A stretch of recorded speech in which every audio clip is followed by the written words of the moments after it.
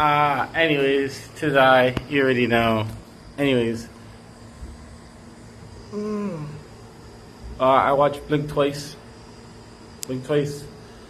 With Channing Tatum, directed by Zoe Kravitz. I mean, it's good. It's not like to die for, but I thought it was good. I'm just gonna spoil it, and the video is not gonna be long.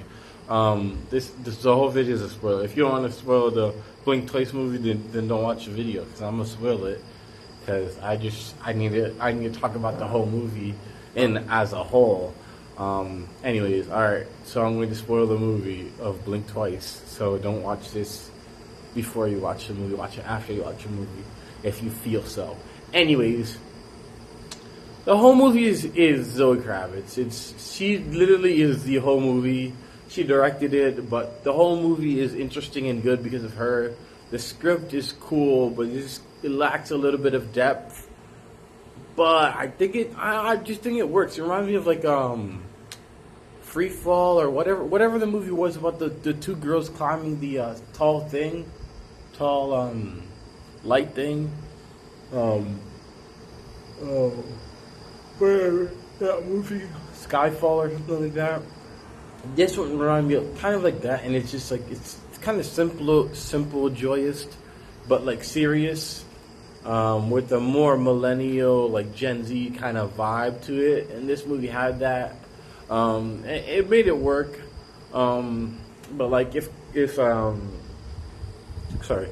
Tarantino directed this movie would have had more grit, and I think that's what this movie needed. It needed more grit.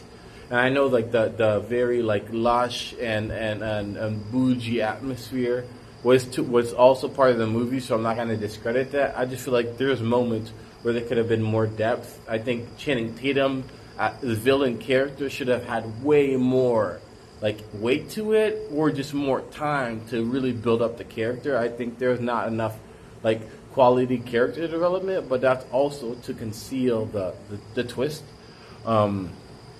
But I think Zoe Kravitz really carried this movie, and she really made this movie what it is. So if it's successful, it's Zoe Kravitz pretty much all by herself, no disrespect to anybody else, because she is the movie. She's her style is what really made the movie interesting. It's not the greatest movie ever, but it's really good. Like it's good. Like it's solidly good. It's like kind of the most dangerous game where the hunting human type thing. Where this hunter has done hunting humans, and so you start hunting people on this island.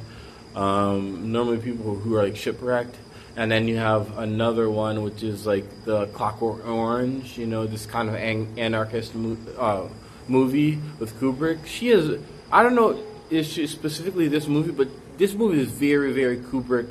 A lot of Clockwork Orange, like I said, a lot of a Most Dangerous Game vibe with this own bouginess style.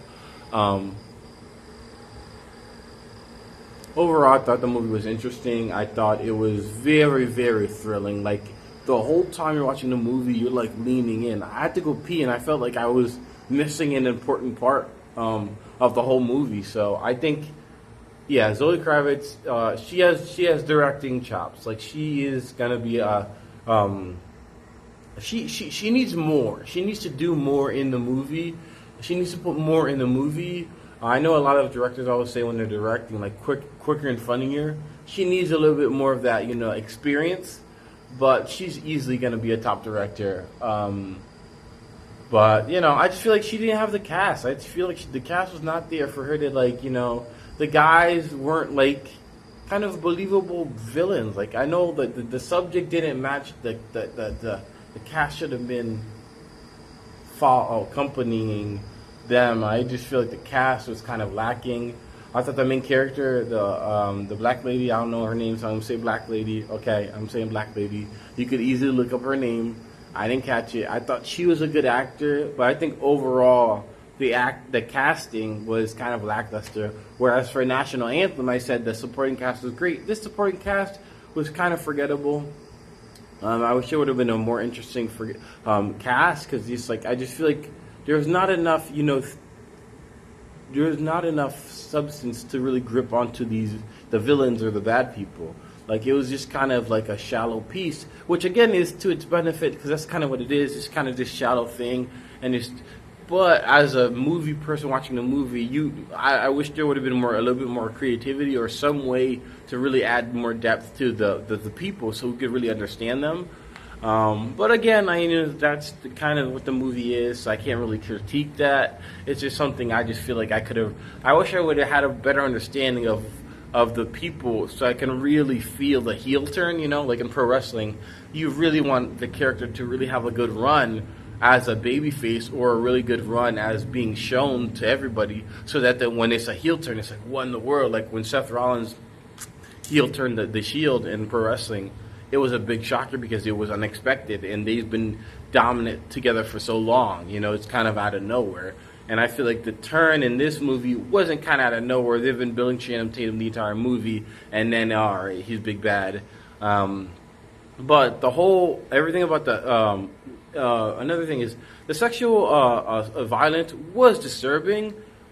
But again, we're adults. We're adults in the real world, and this shit happens to people all the time. It happens to children. It's a horrible world. So I'm really supporting Zoe Kravitz in showing this. Like, she didn't show a lot, but she showed it, And she put a disclaimer, similar to Quentin Tarantino did put no disclaimer in Pulp Fiction, where one guy's raping another guy, and like it's more, what I'm saying? So I just feel like it's kind of like, wait, you're asking Zoe Kravitz, like a black woman, to be like, oh, disclaimer in this movie in 2024, but you didn't put those disclaimer in Pulp Fiction, so it's like, and I just saw like a post about the guy who did Forrest Gump, the Forrest Gump guy. He was like, he's basically like, you can't go back and edit books, and I like even like